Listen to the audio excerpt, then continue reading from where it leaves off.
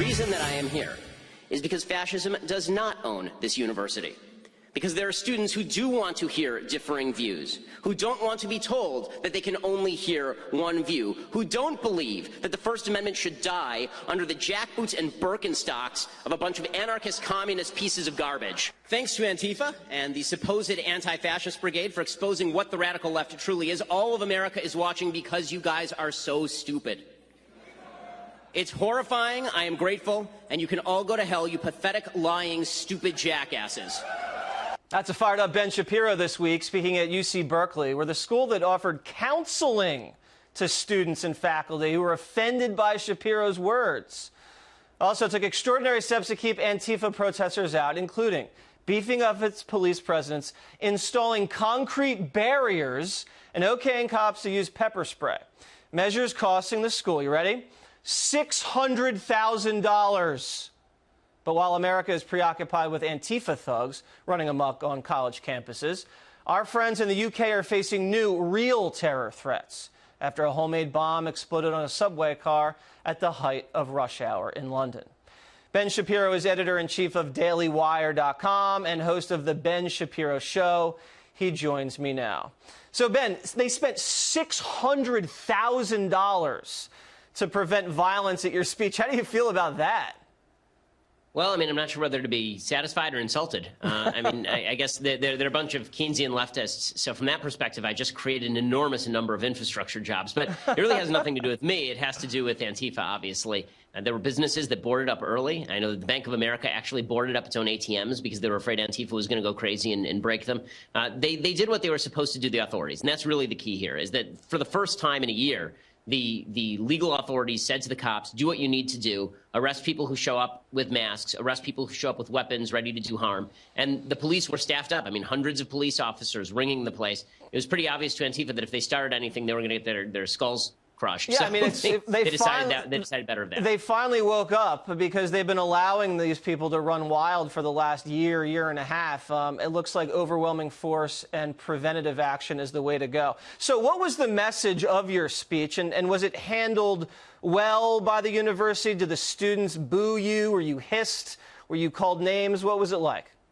So, I mean, normally I don't even care if I'm booed or hissed or anything. That's fine. And people who protest, that's fine, too. I may think you're wrong. I may think you're dumb, but that's your right. The one thing that the university did wrong, I think they did the security right. But the one thing they did wrong was with regard to the allowing people into the crowd itself. They blocked off 1,000 seats and wouldn't let anybody up into the balcony because they suggested that Antifa might go up there and throw objects down onto the students below. Oh, my God. They made everybody who picked up an ID who picked up a ticket do so with ID, which, you know, in other contexts is racist, but in this context is totally fine. Yeah, right. You don't need an ID to vote, but you have to show one when you see Shapiro. That's exactly right. And then there were a bunch of leftists who had bought tickets so that they wouldn't come, or who had reserved tickets, they wouldn't come. So we had all of these standby tickets available, and we had a line of like 200 people outside who wanted to come in. And instead of allowing that to happen, the authorities just grabbed the tickets and said nobody else gets in. Can I just explain to the audience who you are? Because a lot of these people don't understand. You know, Ben Shapiro he's not a provocateur. He's not some flamethrower. You're considered, I guess, a mainstream conservative intellectual, kind of a polemicist sometimes, but you're not one of these guys that, you know, goes out there and is mean-spirited and just, you know, throws haymakers at people to be mean. No, that's not my goal. My goal is to go out there and say things that I think are true, and if it makes you angry, then that's really your problem. But I'm not going out there to say deliberately provocative things just for the sake of saying deliberately provocative things. Well, let me show something a weird example. Let me show you an example of one of your exchanges with one of these students about abortion. Let's see what it was. Why exactly do you think a first trimester fetus has moral value? Okay, so a first trimester fetus has moral value because whether you consider it a potential human life or a full-on human life, it has more value than just a cluster of cells. If left to its natural processes, it will grow into a baby. So the real question is, where do you draw the line? So you're going to draw the line at the heartbeat, because it's very hard to draw the line at the heartbeat. There are people who are adults who are alive because of a pacemaker. They need some sort of outside force generating their heartbeat. Okay, are you going to do it based on brain function? Okay, well, what about people who are in a coma? Should we just kill them? Right? The problem is, anytime you draw any line other than the inception of the child, you end up drawing a false line that can also be applied to people who are adults. So either human life has intrinsic value or it doesn't. I think we both agree that adult human life has intrinsic value. Can we start from that premise? I believe that sentience is what give something moral value, not necessarily being a human alone. Okay, because, so when you're asleep, can I stab you?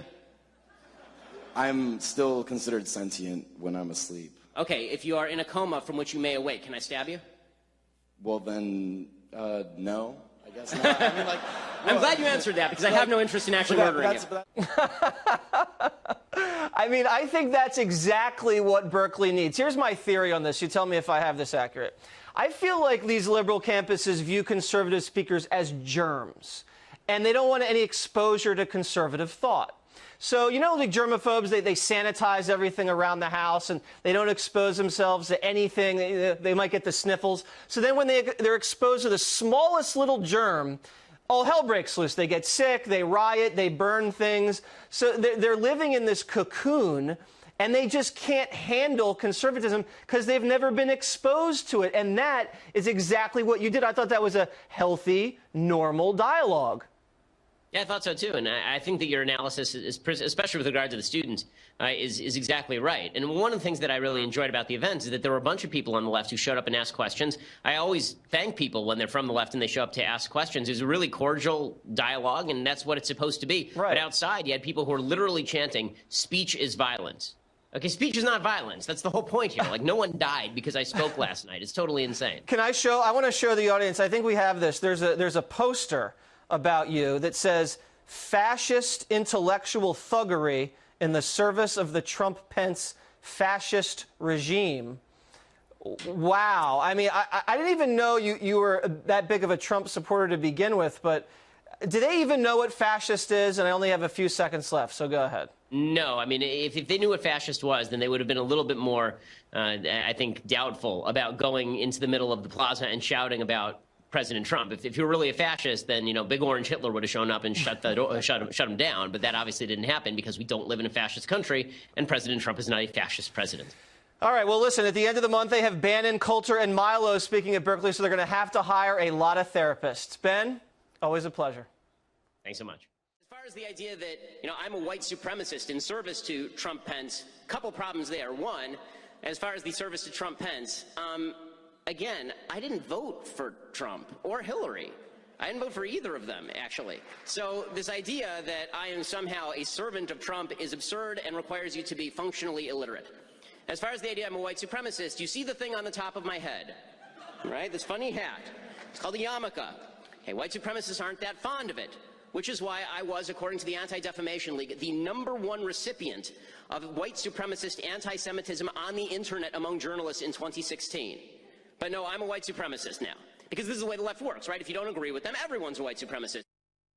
Well, there's the video proof. It finally happened. Conservative commentator Ben Shapiro speaking on the campus of UC Berkeley despite protests, himself proving that free speech isn't free. It costs $600,000 in security to protect against potential Antifa violence. Joining us now, Hugo Gurdon, editorial director for the Washington Examiner, and Ben Kamazar, staff writer for The Hill. Hugo, $600,000 was for the security. We don't know the final cost because UC Berkeley has offered free counseling to anyone too upset by Mr. Shapiro's appearance to be able to go to class today and perhaps need mental health for years to come.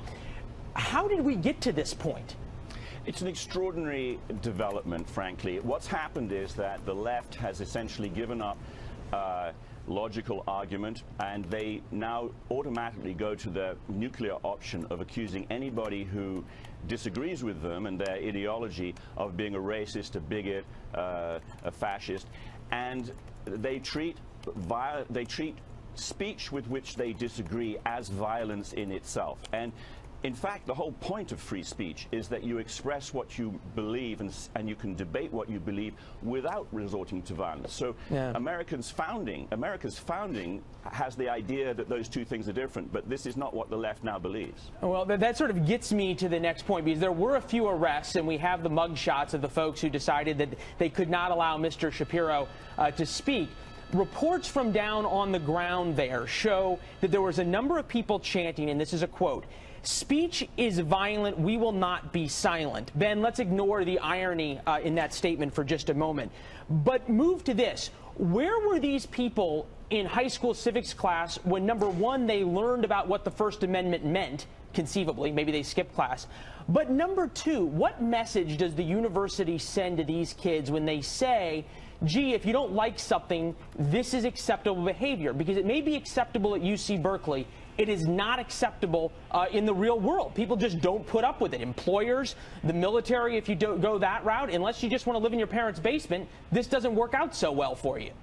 Sure. I mean, obviously, you know, certainly Ben Shapiro has as much right as anyone to speak, especially on a public school campus when he was invited. I mean, on the flip side, you also have, you know, protesters who certainly have their own right to protest peacefully, certainly under the First Amendment as well. I mean, the real problem here is the threat of violence. And certainly, you know, from what I've seen, there have been some arrests, but obviously, you know, maybe, you know, we can be all hopeful that it, you know, it didn't turn into something, you know, a major clash. But I think, you know, the threat of violence is really something I think that, you know, most logical people can really, you know, get behind as something that's concerning to them. Right, but Hugo, isn't there a larger point here about college kids in America? And people have been talking about college kids at Berkeley for a long time and the issues they have. But when a college has to go offer mental health counseling and is willing to do that for kids who are somehow offended because somebody showed up and said something they may not really agree with, what message does that send? How is that preparing America's youth, conceivably some of the brightest and best from California, for a future in the real world? Is the university